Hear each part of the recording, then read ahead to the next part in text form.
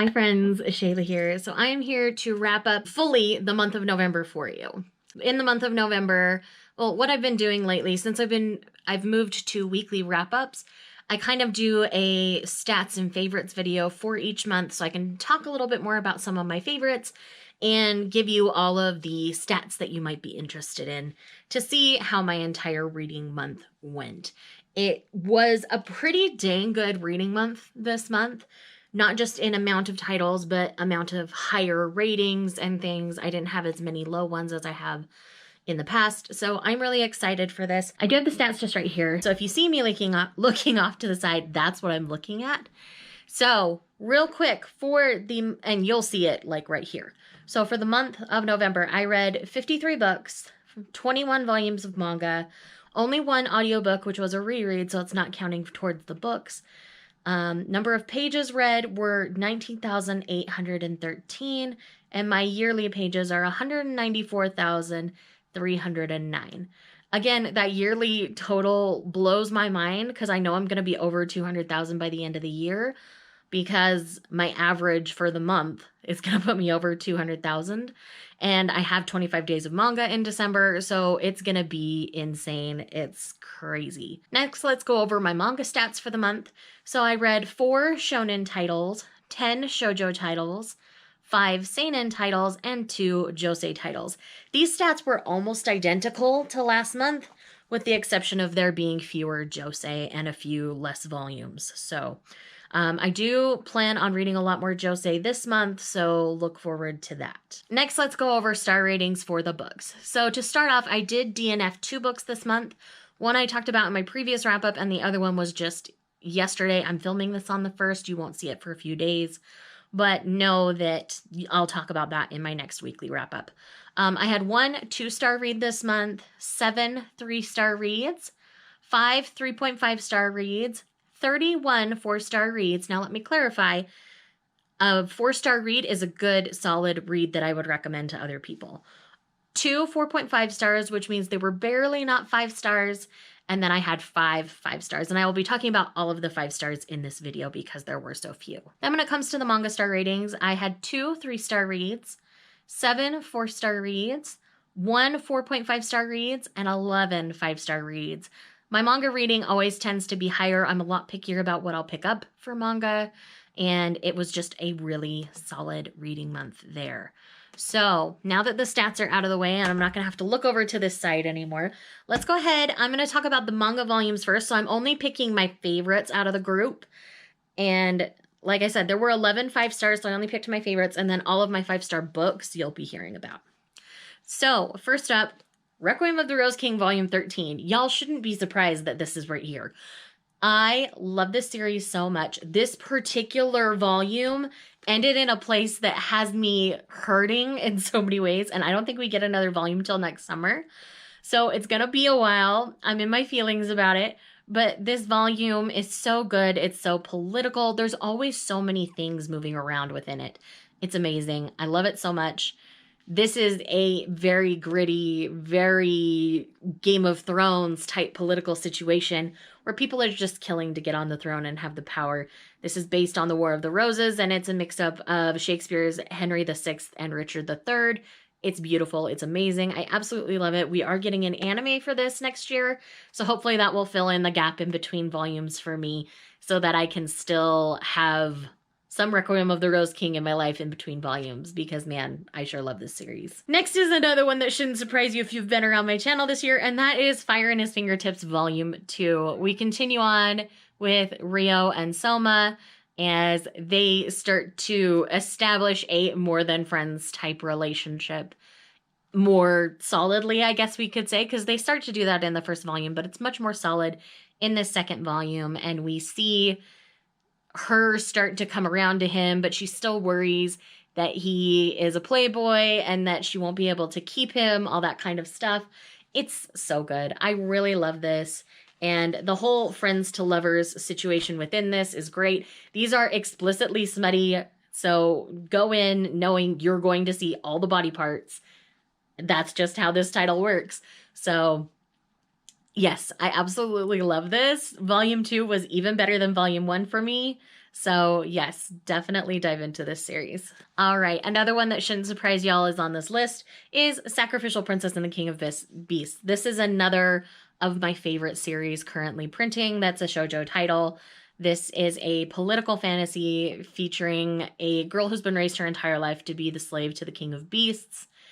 And instead of becoming his slave, she becomes his sacrifice through spoilery type things, so I'm not going to mention it. And we get the end of the previous kind of confrontation, so the small arc.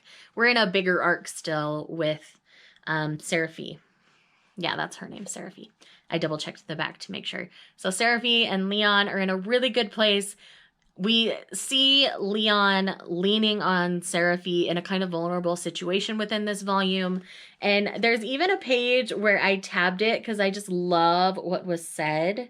As long as I live, you will continue to choose, and no matter what the results are, you must face them squarely without averting your eyes, or you cannot move forward. And that just like punched me in the gut. I love this series so much. It's full of lots of nuggets and tidbits like that. It's so beautiful. I love it so much. The next one we're going to talk about, I do not have a physical copy yet, and that is Yona of the Dawn, Volume 27. That is technically out today upon filming. I have not picked up a copy yet because I'm really trying to limit what I'm bringing in right now because I'm working on getting my physicals read and out of the house and things. So I absolutely loved and adored this. It was a very Hawk-centered volume, and if you know how Volume 26 ends, it makes sense that we have a Hawk-centered volume. I really loved this, and we're definitely starting the next arc of the story. It's going to be much more politically centered. Suwon is definitely going to play a bigger part in the next arc of the story. I continue to love this so very much. I can only say like that much without going into spoilery squealing, so I will leave it there. But know that Yona of the Dawn continues to be just as good, if not better, with each and every volume. I continue to love it so very much. All right, and then the last one we're going to talk about is a new series, and I'm sorry I'm talking about it so early. It's not coming out till like February or March next year. I can't remember for sure. And that is The King's Beast by Ray Toma. This is Ray Toma's new series that we're getting next year. It takes place in the world of the Dawn of the Arcana, not the Dawn. And in this, we're following a female Ajin whose twin brother was basically taken to be the king's beast to this particular prince. And he ends up murdered very young. It was done as a political ploy, but this female Ajin now, kind of masquerades as a man and gets recruited by the palace because she becomes the top, and this prince takes her on. And he hasn't had a king's beast or a beast master. I don't remember what they're called. But he hasn't had one since her brother. And he felt this connection and he decided to go with it with her. And so they are both on this revenge plot to avenge his death. It's amazing. I absolutely love it. And it is actually like Chinese inspired, where the other one was much more like Japanese focused. This one's very Chinese focused in like the inspirations for the area of the world that they're in. And it's fantastic. I absolutely love it. It is so good. I cannot wait for you guys to read it.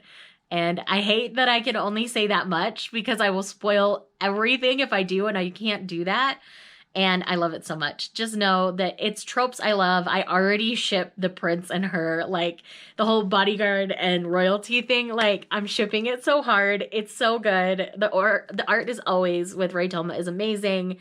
And I can't wait for you guys to get your hands on it. All right, let's dive into the books. First up, Through the Storm by Beverly Jenkins. I finally read Queen Bev. This is the first book in the Levesque series. I gave it 5 stars. This book was beautiful. It was educational. It was humbling. And I cannot believe I haven't read Queen Bev before now. I will definitely be reading a lot more of Queen Bev to come. 2021 is probably going to have at least one Queen Bev a month if I can swing it, because, man, I absolutely loved this. I want to read all the things, and I know she has a huge backlist for me to dive into, so I am very, very excited. But in this one, we follow a woman named Sable. Sable comes from a line of royalty, and her family basically sneaks her off the plantation that they're on. She's on the run. She ends up with this guard named Raymond Levesque, and he goes off to war. They're separated. After a time, they're reunited, and it's about them coming back together and figuring out if they can be together or not. The reasons why they separate are spoilery, so I'm not going to say, but this was beautiful. I absolutely loved it. I love Queen Bev's writing. I love her research. I love the way that we get the side of the story that isn't nearly told as often as it should be. So yes, read The Queen. I'm so glad I finally read The Queen. I'd been intimidated by this particular Queen Bev, and well, just by all of Queen Bev, if I'm honest. So I'm so glad I finally just bit the bullet. I jumped into the romance Discord and said to my friends, y'all, I'm feeling intimidated by this. They're like, don't, go read it. And so I did, and I'm so glad, and it's amazing. Definitely go read it. Next up is a book that I was pretty sure I was going to love, and then I ended up really loving it, and that is Fatal Deception by April Hunt. This is going to hit close to home, so fair warning. This one does involve kind of a, deadly virus kind of situation. So if that's going to hit too close to home for you, wait a little while till there's a vaccine and then go read this book. But in this, we're following the brother that had intrigued me most from book one, and that is Roman. Roman is a soldier who's returned home. He has lost his leg in the war, and he has a prosthetic, obviously. And unless you know that, you don't really know. And it's about him and his family helping Isabel Santiago figure out why her deadly virus was stolen from her lab and what's going on with it. It's fantastic. It's suspenseful. It's sexy. And it's just such a good time. I had the best time with Roman and Izzy, and it was so good. I can't even, this was a book that I read in one sitting. It was unputdownable. I always get that way with April Hunt books. I have a hard time putting them down once I start because they're so engaging. And I love April Hunt's writing for that. So definitely try some April Hunt. I love this Steel Up series. This is book 3 in the series. I would recommend reading them in order because they do play off each other a little bit. The first book is called Deadly Obsession. That's what it is. Deadly Obsession. That deals with a serial killer, and that one's really good. But I love this a whole lot, and Roman is one of my favorite Steel brothers, so I really loved this. Next is one that I forgot to mention in my wrap-up, so I'm definitely glad that I'm doing it here, and that is The Undying King by Grace Draven. The Undying King involves this man. His name, I don't really remember, but he is a king of an old kingdom. He was given powers, and those powers trapped him in his kingdom, and no one else lives there. But this woman named Imogen has a curse put on her, and she's told by her mother that the only person who can take this curse off of her is this king. So she shows up in his kingdom wearing his pendant as, calling in the favor that he owed her mother. And her mother has passed away, and so now she's calling in the favor. And he's like, you have to stay here until, I believe it's the summer solstice, until the solstice at least. I don't remember which solstice, but until the solstice. And so as they spend time together, they catch feelings for one another. It's beautiful. It's really short. Definitely Beauty and the Beast inspired. I loved this with so much of my being. I think this is my favorite Grace Draven I've read. And I have given other Grace Dravens 5 stars, but this one just stands above and beyond the rest to me. I would love to see more fairy tale inspired things like this from her, because man, she did a really good job with this one, making it her own while also putting nods to all the important things that I would need for a Beauty and the Beast inspired story. So definitely check out The Undying King if you haven't. And I'm so glad that I was sent this for my birthday, but nobody ever fessed up to who sent it. So whoever you are, thank you. I love you. I have a new favorite book because of you, so thank you. Next up is a book that's also out today upon filming, and that is When a Rogue Meets His Match by Elizabeth Hoyt. In this book, it, again, has some notes of Beauty and the Beast, and I think it's just my mood, that fall, cozy, fairy tale kind of vibe. But in this one, we're following a woman. She has a really interesting name. Is it Mezzalina? So Mezzalina basically has this uncle that controls her world, and he basically pawns her off on this man named Gideon, who happens to be his hired henchman to be his wife, because that is the only way her uncle can keep Gideon in his employ. So Gideon's supposed to do this particular job for her uncle, but it would directly affect Mezzalina's happiness. And he has pined and loved Mezzalina from afar for a very long time. And it's so good, guys. Like, the angst factor, the pining, all of it is so good. I love Elizabeth Hoyt's writing. The whole thing was engaging from page 1. Again, this is another one that was unputdownable for me. I binged through it. I loved every second of my time with these characters. They were so rich and fluid, and I just had the best time.